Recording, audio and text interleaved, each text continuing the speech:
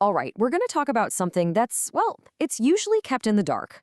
A topic that affects millions of men, but one we rarely discuss out loud. But it's so important we bring it into the light and move from a place of just suffering in silence to a place of real understanding and, empowerment. And to get right to the heart of it, just listen to this from Dr. Sunil Jindal.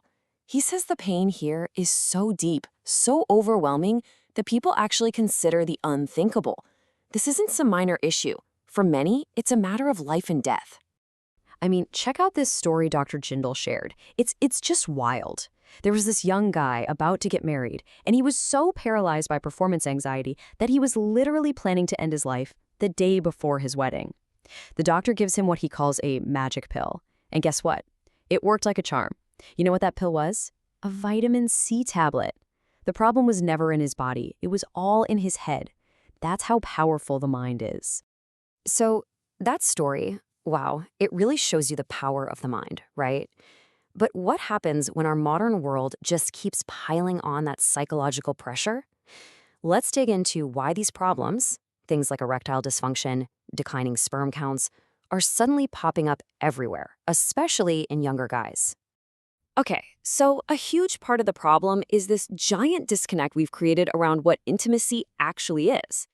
On one hand, you've got porn, which sets these totally unrealistic, superhuman expectations. It's all about performance, and it actually desensitizes your brain. And then over here, you have real intimacy, actual human connection, being present, feeling emotions. These two things are worlds apart, and that gap is causing some serious damage. And Dr. Jindal is super blunt about this. He calls it the most dangerous addiction we have today. And why? It's not just about the content. It's because it's free, and it's always there, right on your phone, in your pocket. But hey, it's not just what's on our screens. Our whole lifestyle is kind of working against us. Dr. Jindal came up with this really clever acronym to break it all down. SPERM. First up, S is for stress and not getting enough sleep. P is for poisons, think smoking, vaping, alcohol. E, that's for lack of exercise, sitting around all day. R is for radiation and heat. Yep, like from having a hot laptop on your lap. And finally, M is for malnutrition because of all the processed, polluted food we eat. You put it all together, and yeah, it's a perfect storm. Okay, but here's where we need to make a really big shift in our thinking. This isn't just about sex, and it's not even just about lifestyle choices. We need to start looking at sexual health as, like, a barometer for your entire body's health, a vital sign.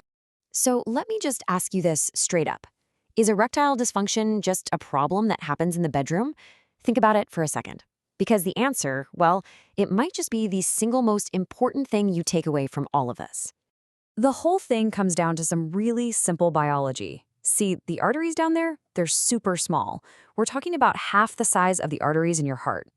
So if you've got cholesterol and gunk starting to build up in your system, where do you think it's going to show up first? In those tiny little pipes. They're like the canary in the coal mine for your entire cardiovascular system. And that leads us to this. And honestly, this is just staggering. If a young man has erectile dysfunction, his risk of having a heart attack within the next 4 years is 4 times higher. Let me say that again. 4 times higher. ED isn't the main problem. It's the check engine light on your body's dashboard. It's screaming at you that something much, much more serious is going on with your heart. Okay, I know that was a lot, and it sounds pretty scary. But the goal here isn't to scare you. The real message, the most important one, is that there is absolutely hope.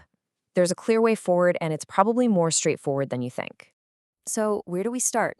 It all comes back to some really powerful but simple lifestyle tweaks, like getting rid of tobacco in any form, shifting your diet to be more Mediterranean, fruits, veggies, healthy fats, cutting out those nasty trans fats is a big one, and prioritizing real, actual human connection over what you see on a screen.